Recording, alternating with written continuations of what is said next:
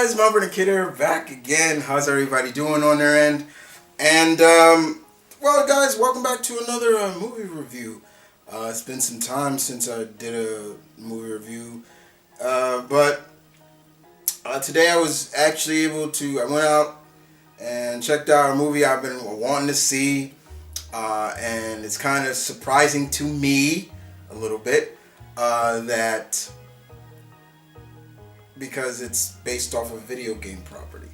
And you guys know how I've always said about video game properties, movies and video game properties don't seem to mix well, but unfortunately to me, I had to go check this out, because it's a part of me. I'm a fan of this character. I'm a big fan of this character. I love me some speedsters, and yeah, man. So here we go.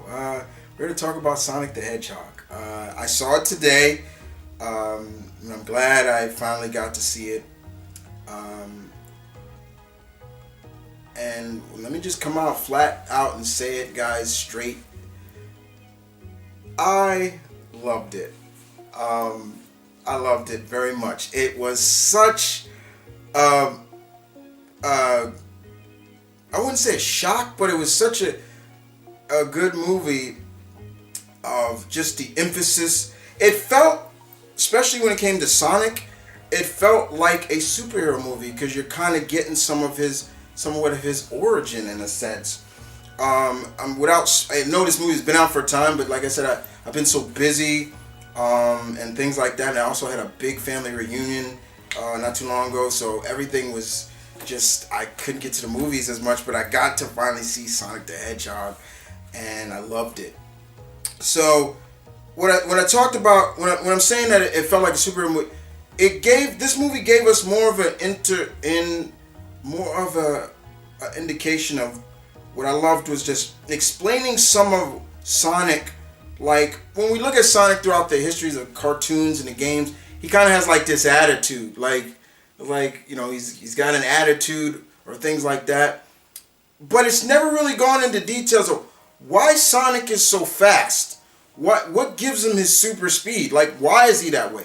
This movie kind of did. It made Sonic come off like a mutant in a sense. Like he was born with this amazing abilities, and he had to keep it a secret for a while. That was kind of the way it was built off. Him kind of also being kind of an orphan. We never really get to see. We do get to see baby Sonic, and I'm not even gonna fucking lie. That was adorable. Baby Sonic was adorable. But we see who raised him and who took care of him and things like that, and why it was so important for him to keep his powers a secret. And then, of course, we start to see why. And then, of course, when we see that, and then we go fast forward to him on Earth and everything like that. And it also put the emphasis on just like, here's a character who has all these abilities. Everything has to be a secret, but he also he's very lonely. And that's also, that was the niche of the movie, is like loneliness, like finding a friend and things like that. And that's just the parts of, okay, that's where we're supposed to feel for him. And to me, it did. It made me feel very sad for Sonic. It was like I put myself in his shoes, like, okay, if I was a character from another world and I had to leave my home and make my world here, and I had to live in secret because a power I have is very dangerous, things like that. But it worked. It made so much sense.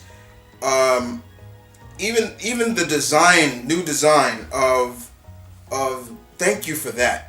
To all the fans who did that, for all of us who was like, what the fuck is this? Like, that's not how Sonic should look. We kind of helped that happen. And because of that, Sonic, he looked better, which I enjoyed. I love just all the hints and homages to the games. For example, the town that he was in, which was like a fictional northwest Montana town called Green Hill. Come on, it was like, really? Okay. where he was playing ping pong. It said Hilltop Road.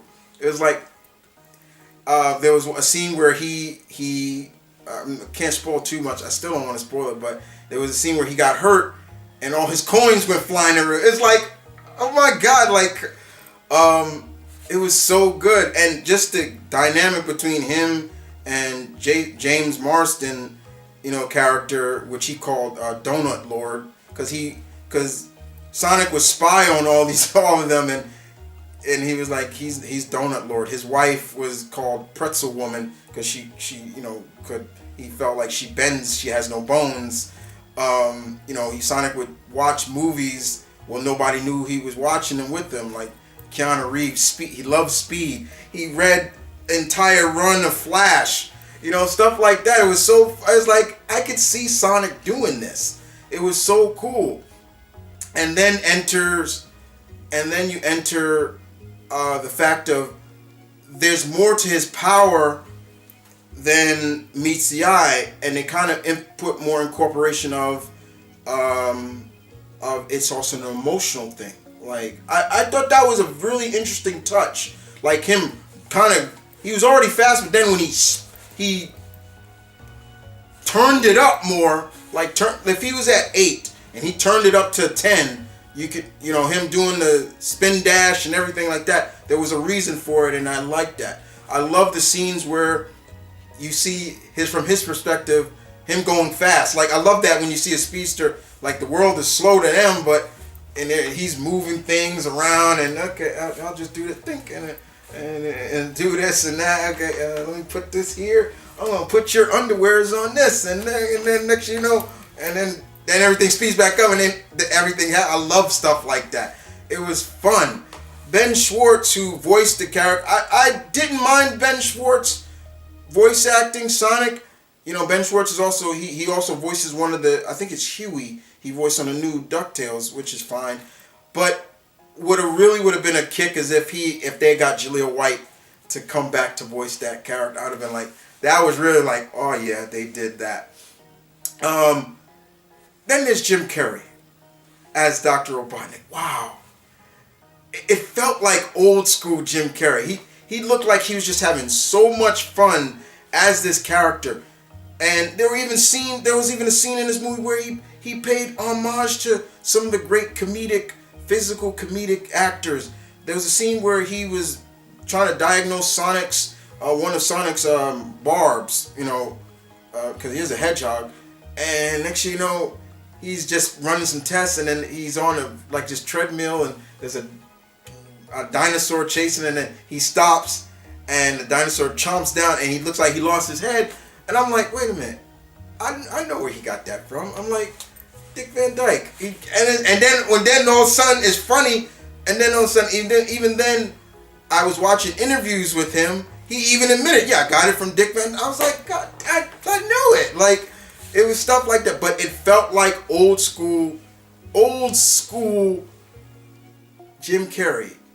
Yeah, Jim Carrey's older, and I don't mind him doing the dramatic stuff, but gotta go back to what put you on the map. And this was a role that I think he really loved doing, because he just seemed like he had a lot of fun with it. The rings, played a big factor, and I like how they did that. But like I said, I love the emphasis on his powers, on like why he's so fast, what he does, why he has to keep it, and I thought that was a really interesting touch for what they did with Sonic. Instead of just saying, "Oh, he's just a fast hedgehog." Sometimes it was great that they put that. Why is he so fast? And the way I looked at it was like, yeah, Sonic's a mutant. He's a mutant. He has a mutation that allows him to move fast like that. That's why I said it felt like a superhero movie in a sense, and there are people that are willing to die for him to keep him safe. And yeah, we saw that in the beginning of this movie, which was just whoa, even the tech, like just him moving fast and him was perfect. Like they really did this movie was like 88 to 91 million to make, and it doubled that movie.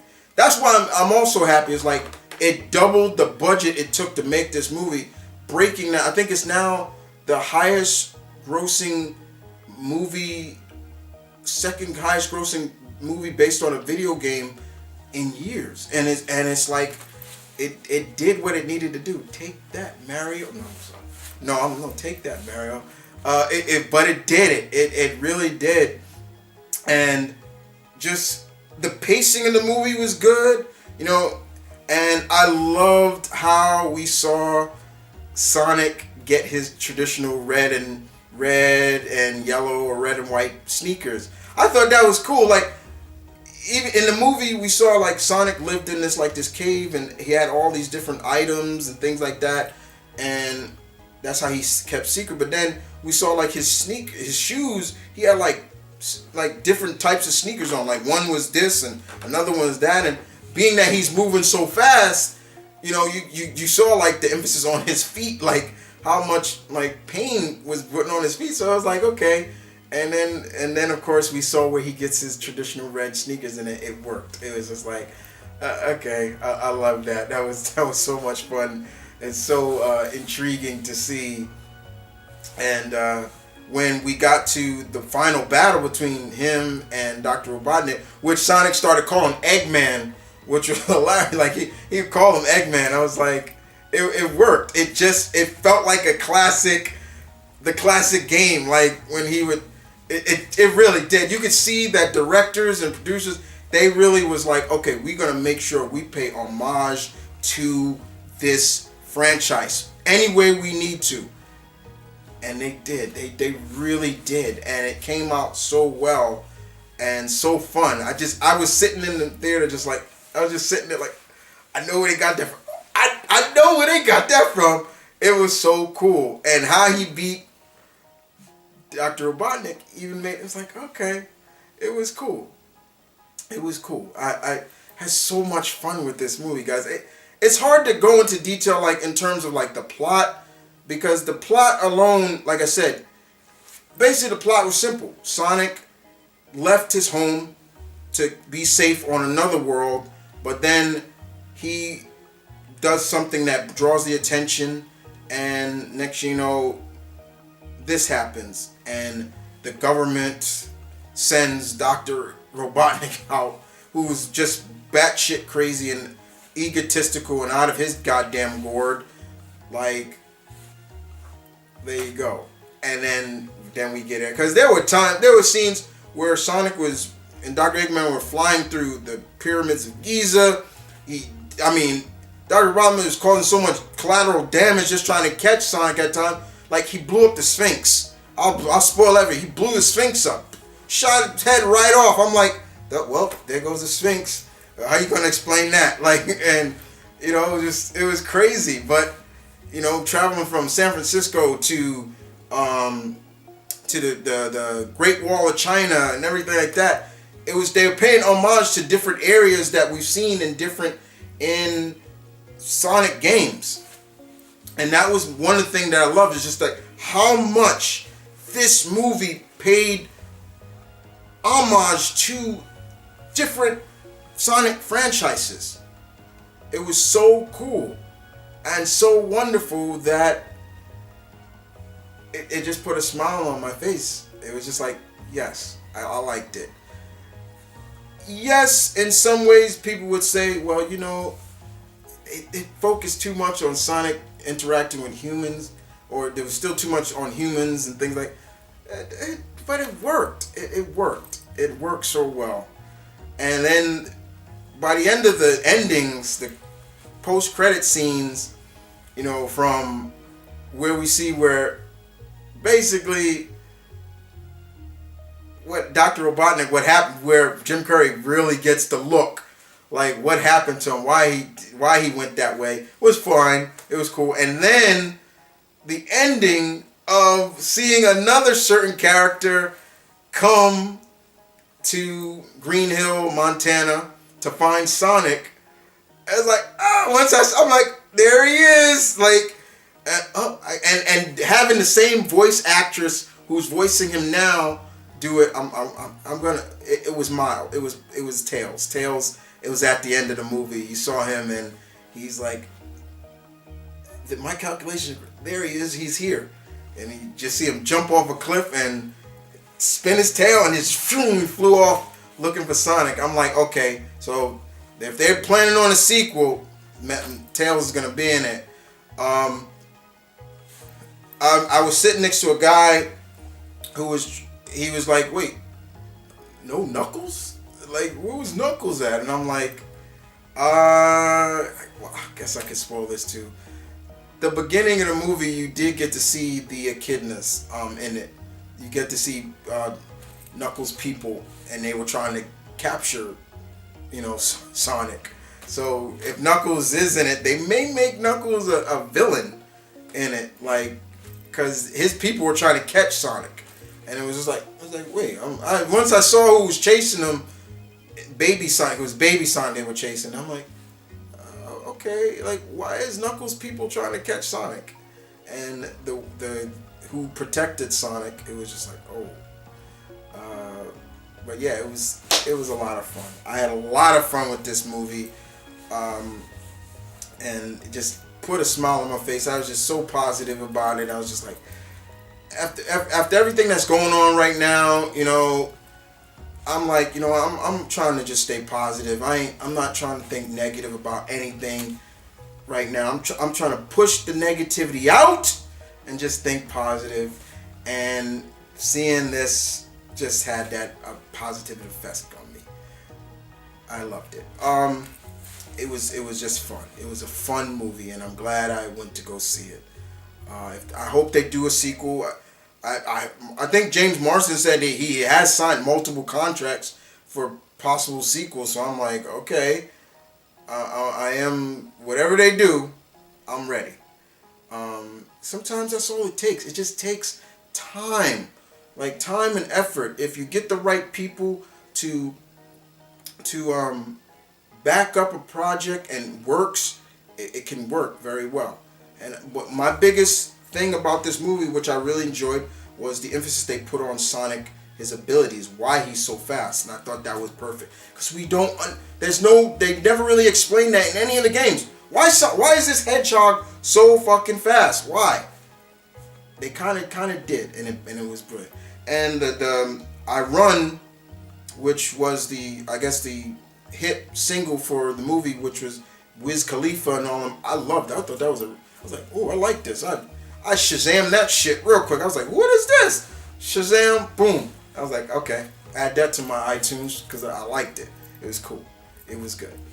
Well, guys, I hope you guys enjoyed this. Overall, Sonic the Hedgehog was great. I'm looking forward to what they have planned for the future of Sonic.